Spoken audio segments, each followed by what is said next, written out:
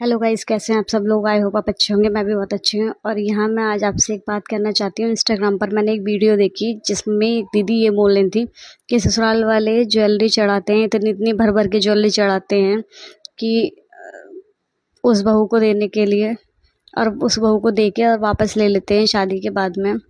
सिर्फ समाज को दिखाने के लिए ये चीज़ें करते हैं कि हाँ, हमने अपनी बहू को इतना तोला सोना चढ़ाया, इतना तोला सोना चढ़ाया, और वो उससे वापस ले लिया जाता है। अगर आप चढ़ाते हैं तो उससे वापस क्यों लेते हैं, मेरी ये समझ में नहीं आता।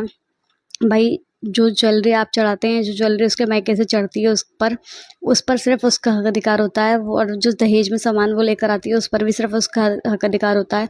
जो ससुराल वाले हक कैसे जताते हैं कि जैसे सारा सामान उनके लिए आया हो। ठीक है।